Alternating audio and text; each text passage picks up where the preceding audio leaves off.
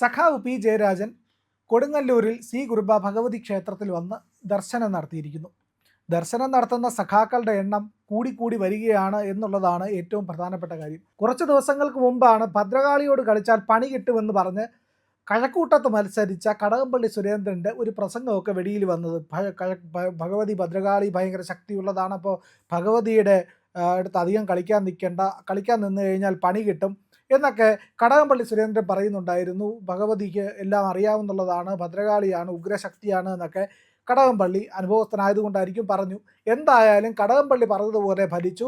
ഭഗവതിയോട് കളിക്കാൻ നിന്ന കടകംപള്ളിക്ക് MLA ആവാൻ പോയിട്ട് ഒന്നും ആവാൻ പറ്റിയില്ല എന്നുള്ളതാണ്.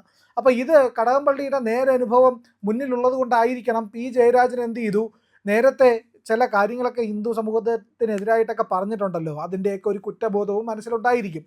നേരെ ഓടി ശ്രീ കുരുമ്പ ഭഗവതി ക്ഷേത്രത്തിൽ കൊടുങ്ങല്ലൂർ വന്നു. അവിടെ ഭഗവതിയെ ചെന്ന് കണ്ടിരിക്കുന്നു. ഇന്നലെ വൈകിട്ട് 5:30 ദർശനം നടത്തിയിരിക്കുന്നത് എന്നുള്ളതാണ്. ദർശനം സുരക്ഷാ ഉദ്യോഗസ്ഥനോടൊപ്പം ആയിരുന്നു എന്നുള്ളതാണ് ഏറ്റവും പ്രധാനപ്പെട്ട ഒരു കാര്യവും കൂടി. കാരണം അവിടെ വരുമ്പോഴും സഖാവിന് ചെറിയ പേടി ഉണ്ടായിരുന്നിരിക്കണം എന്നുള്ളതാണ്.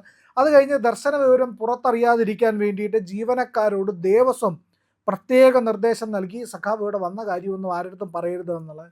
വീഡിയോ എടുക്കുന്നതൊക്കെ വിലക്കിയിട്ടുണ്ടായിരുന്നു. പക്ഷേ അവിടെ കൃത്യമായിട്ട് മാധ്യമപ്രവർത്തകരൊക്കെ അറിഞ്ഞെത്തിയെന്ന് തോന്നുന്നു, ഇല്ലെങ്കിൽ അവിടെ എത്തിയ ആൾക്കാരൊക്കെ വീഡിയോ എടുത്തിരുന്നു.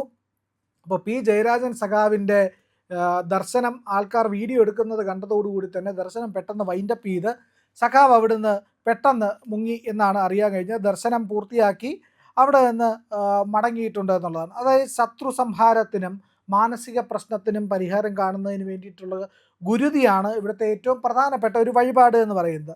അതിന് വേണ്ടിയിട്ട് ദേവിക്ക് പുഷ്പാഭിഷേകം നടത്താറുണ്ട്. അത്തരത്തിലുള്ള പ്രധാന വഴിപാടുകളൊക്കെ ഉണ്ട്. അപ്പോൾ ഇതിൽ ഏതാണ് സഖാവ് നടത്തിയ വഴിപാട് എന്നുള്ളതിനെ പറ്റിയിട്ട് ഏതായാലും അറിയില്ല. കഴിഞ്ഞ ദിവസം കുറച്ച് ദിവസം മുമ്പ്, എനിക്ക് തോന്നുന്നു ഏപ്രിൽ 20 19 എങ്ങാണ്ടാണ്, പിണറായി വിജയൻ്റെ മകൻ വിവേക് കിരൺ ഗുരുവായൂരിൽ ദർശനം നടത്തിയിരുന്നു എന്നുള്ളത്. അപ്പോഴും ഈ പറഞ്ഞ സുരക്ഷാ ഉദ്യോഗസ്ഥരൊക്കെ ഉണ്ടായിരുന്നു. VVIP ദർശനങ്ങൾ സാധാരണഗതിയിൽ ഇത്തരം ദേവസ്വത്തിൽ ഗുരുവായൂരായാലും ശരി തന്നെ, കൊടുങ്ങല്ലൂരായാലും ശരി തന്നെയൊക്കെ നടത്തുമ്പോൾ പ്രത്യേകിച്ച് അംബാനിയൊക്കെ വരുമല്ലോ, അംബാനി ഇല്ലെങ്കിൽ ഇലക്ഷൻ കമ്മീഷൻ്റെ ആൾക്കാർ, ഇല്ലെങ്കിൽ ദേവസ്വം ഗവർണർമാർ, ഇല്ലെങ്കിൽ കേന്ദ്രമന്ത്രിമാരൊക്കെ എത്തുമ്പോൾ സ്വാഭാവികമായിട്ടും ദേവസ്വത്തിൽ നിന്ന് വിളിച്ചു പറയാറാണ് പതിവ്. മാധ്യമപ്രവർത്തകരെ അറിയിക്കും, ഇങ്ങനെ ഒരു VIP വന്നിട്ടുണ്ട്, ഇന്ന ആൾ സ്വീകരിച്ചു, ദേവസ്വം പ്രസിഡന്റ് പൊന്നാട ഇണയിച്ചു, ഇല്ലെങ്കിൽ ഇവിടുത്തെ ക്ഷേത്ര കമ്മിറ്റിയുടെ ഭരണസമിതിയുടെ പ്രധാനപ്പെട്ട ആൾ ഉപഹാരം നൽകി, ഇത്ര രൂപയൊക്കെയാണ് ഇവിടെ സംഭാവനയായിട്ട് തന്നത്, ഇന്ന വഴിപാടുകളൊക്കെ നടത്തിയിട്ടുണ്ട്, ഇന്ന പ്രസാദമാണ് സ്വീകരിച്ചത്, ഇതൊക്കെ പറഞ്ഞുകൊണ്ട് സാധാരണ പ്രസ് റിലീസ് വരെയാണ് ദേവസ്വങ്ങൾ ഇറക്കാറുള്ളത്. ഈ വിവേകരൻ്റെ ദർശനം നടത്തുന്നത് പോലും വെളിയിൽ അറിയിച്ചിട്ടില്ല എന്നുള്ളതാണ്. അന്ന് പ്രാദേശിക ലേഖകനായിട്ടുള്ള ഒരു മാധ്യമപ്രവർത്തകൻ അവിടെ വന്ന് യാദൃശ്ചികമായിട്ട് വിവേകരനെ കാണുന്നു, വീഡിയോ എടുക്കുന്നു. വീഡിയോ എടുത്തതോടുകൂടി തന്നെ ഈ ജീവനക്കാരൊക്കെ വന്ന് ഭീഷണിപ്പെടുത്താൻ തുടങ്ങി. എന്നിട്ട് അന്ന് വാർത്തയിൽ അറിഞ്ഞത് അന്ന് ഈ പറയുന്ന ദൃശ്യങ്ങളൊക്കെ ഡിലീറ്റ് ചെയ്യിച്ചു എന്നാണ്. പിന്നെ മറ്റുള്ളവരാരൊക്കെ എടുത്ത ഫോട്ടോകളൊക്കെയാണ് പിന്നീട് പുറത്തു വന്നത് എന്നും വാർത്തയുണ്ടായിരുന്നു. ഏതായാലും ഇപ്പോൾ പി ജയരാജനാണ് ശ്രീ കുരുമ്പ ഭഗവതി ക്ഷേത്രത്തിൽ കൊടുങ്ങല്ലൂർ വന്ന് ദർശനം നടത്തിയിരിക്കുന്നത്. സഖാവിൻ്റെ ഒരു പുസ്തകവും കൂടി പറയാം, അതുകൂടി വരുമ്പോഴത്തേക്കും നമുക്ക് കൃത്യമായിട്ട് മനസ്സിലാവും. ചിന്ത പബ്ലിക്കേഷൻസ് പുറത്തിറക്കിയ ഒരു പുസ്തകമുണ്ട്, സനാതനികളുടെ ഹിന്ദുത്വ വഴികൾ. ഇന്ത്യയിലെ ഹിന്ദു വലതുപക്ഷം ഉയർത്തിക്കൊണ്ടുവന്ന സനാതന ധർമ്മത്തെ വിമർശനാത്മകമായി വിശകലനം ചെയ്യുന്ന പഠന ഗ്രന്ഥം.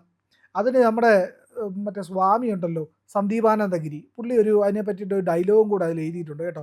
കേരളത്തിൽ വർഗീയത സാംസ്കാരികവും മതപരവും രാഷ്ട്രീയവുമായ വഴികളിലൂടെ രൂപം കൊള്ളുന്നത് എങ്ങനെയെന്ന് വിശകലനം ചെയ്യുന്ന പഠനങ്ങളുടെ സമാഹാരം എന്നാണ് സ്വാമി സന്ദീപാനന്ദഗിരിയുടെ ഇതിനെ പറ്റിയിട്ടുള്ള വിശേഷണം എന്നുള്ളതാണ്. അപ്പോൾ ചിന്ത പബ്ലിക്കേഷൻസ് ആണ് പുറത്തിറക്കിയത്. ഗൂഗിൾ പേ, VPP സൗകര്യം ഇതൊക്കെ ഉണ്ടെന്ന് പറഞ്ഞിട്ട് പരസ്യം ഇറക്കിയിട്ടുണ്ടായിരുന്നു. അതാണ് ഇപ്പോൾ ഞാൻ വായിച്ചത് എന്നുള്ളത്. ഏതായാലും പി ജയരാജൻ അന്ന് ചെയ്തു പോയ ഹിന്ദുത്വത്തിനെയും സനാതനധർമ്മത്തെയും ഒക്കെ ചീത്ത വിളിച്ചുകൊണ്ട് പുസ്തകം എഴുതിയില്ലേ. അപ്പോൾ ഈ പുസ്തകം എഴുതിയതിൻ്റെ പ്രായശ്ചിത്തം ആയിട്ടായിരിക്കണം, കടകംപള്ളിയുടെ അനുഭവവും കൂടി കണ്ടിട്ടായിരിക്കണം ഏതായാലും കൊടുങ്ങല്ലൂർ വന്ന് പ്രായശ്ചിത്തമൊക്കെ ചെയ്തിരിക്കണം എന്ന് തോന്നുന്നു. അപ്പോൾ ഇതെല്ലാം കഴിഞ്ഞ് മടങ്ങുമ്പോഴത്തേക്കും ഒരു കാര്യം ഓർമ്മ വരുന്നത് എന്താണെന്നറിയാമോ? സന്ദേശ സിനിമയിലകലെ തൃച്ചമ്പുഴ അമ്പലം എന്നാണെന്ന് തോന്നുന്നു, അമ്പലത്തിൻ്റെ പേര് അങ്ങനെയാണ് ആ സിനിമ പറയുന്നത്. സാറ് എന്നും രാവിലെ ദൈവം ഇല്ലയെന്നൊക്കെ പറയുകയും ചെയ്യും, എന്നിട്ട് എന്നും രാവിലെ തൃച്ചമ്പുഴ അമ്പലത്തിൽ പോയി നിർമ്മാലയം തൊഴുകയും ചെയ്യും. അപ്പോൾ തനിക്കെങ്ങനെ അറിയാം? ഞാനും ഇവിടെ രഹസ്യമായിട്ട് തൊഴാൻ പറയാറുണ്ട് എന്ന് പറയുന്ന പോലെ ഇപ്പോൾ സഖാക്കളൊക്കെ ഭക്തിയുടെ മാർഗത്തിലാണ്. ഏതായാലും മുസ്ലിം വോട്ടുകൾ ഒന്നടങ്കം കോൺഗ്രസിലേക്ക് പോയതും ഇടയലേഖനം വായിച്ചുകൊണ്ട് ക്രിസ്ത്യൻ വോട്ടുകളെല്ലാം തന്നെ നേരെ കോൺഗ്രസിലേക്ക് പോയതുമൊക്കെ മനസ്സിലാക്കിയിട്ടായിരിക്കണം ഇനി ഹിന്ദുക്കളെ രക്ഷയുള്ളൂ. അധികാരത്തിൽ തിരിച്ചു വരണമെങ്കിൽ ഹിന്ദുക്കൾ വോട്ട് ചെയ്യാൻ. അവിടെ BJP വളർന്നും കൊണ്ടിരിക്കുന്നു. അപ്പം നമുക്കൊരു ഗതിയുമില്ല. അതുകൊണ്ട് എങ്ങനെയായാലും ഹിന്ദു പക്ഷത്തേക്ക് മാറണമെന്നൊക്കെ കണ്ടിട്ടാണോ അതോ ഇനി ശരിക്കും മനസ്താപം ഉണ്ടായിട്ടാണോ എന്നറിയില്ല പി ജയരാജൻ സഖാവ് കൊടുങ്ങല്ലൂർ വന്ന് ദർശനം നടത്തി എന്നുള്ളതാണ്.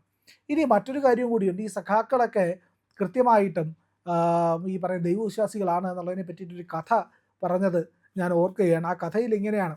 അതായത് പണ്ട് ചന്ദ്രനിലേക്ക് മനുഷ്യർ പോയിട്ട് അവിടെ നിന്ന് ചന്ദ്രനിൽ നിന്ന് തിരിച്ച് ഭൂമിയിലേക്ക് വന്നു. എന്നിട്ട് ഇവർ ആദ്യം പോയത് ഈ ചന്ദ്രനിലേക്ക് പോയ മനുഷ്യർ നേരെ ആദ്യം കാണാൻ പോയത് പോപ്പിനെയാണ്. അവിടെ ചെന്ന് പോപ്പിനോട് പറഞ്ഞു. പോപ്പ് അവിടെ ചെന്ന് കണ്ടു, സംസാരിച്ചു. പോപ്പിനോടൊക്കെ സംസാരിച്ചപ്പോൾ യാത്രയെ പറ്റിയൊക്കെ ചോദിച്ചു. എന്നിട്ട് പോപ്പ് ചോദിച്ചു, നിങ്ങളവിടെ ദൈവത്തെ കണ്ടോ എന്ന് ചോദിച്ചു. ശൂന്യാകാശത്തിലേക്കാണല്ലോ പോയത്, അവിടെ വഴി ചന്ദ്രനിലേക്ക് പോയി. നിങ്ങൾ ദൈവത്തെ കണ്ടോ എന്ന് ചോദിച്ചു. അപ്പോൾ അവർ പറഞ്ഞു, ഇല്ല, ഞങ്ങൾ ദൈവത്തെ കണ്ടില്ല എന്ന് പറഞ്ഞു. അപ്പോൾ പോപ്പ് പറഞ്ഞു, എനിക്കറിയാമായിരുന്നു നിങ്ങൾ അവിടെ ദൈവത്തെ കാണില്ല എന്ന്. ഏതായാലും നിങ്ങളിത് ആരോടും പറയണ്ട, ദൈവത്തെ കണ്ടില്ല എന്നുള്ള കാര്യം എന്ന് പറഞ്ഞു. ശരി, ഇവരവിടെ നിന്നെല്ലാം മടങ്ങി അവരുടെ അടുത്ത് സോവിയറ്റ് യൂണിയനിലേക്ക് പോയി. സോവിയറ്റ് യൂണിയൻ ഭരിക്കുന്നത് ക്രൂഷ്ചേവാണ്. അപ്പോൾ ക്രൂഷ്ചേവ് അവിടെ ചെന്നപ്പോഴത്തേക്കും പോപ്പ് അവരുടെ അടുത്ത് പറയുകയും ചെയ്തു, ദൈവത്തെ കണ്ടു എന്നേ പറയാവൂന്ന്. അപ്പോൾ പോപ്പ് ഇവർ നേരെ ക്രൂഷ്ചേവിൻ്റെ അടുത്ത് ചെന്നു.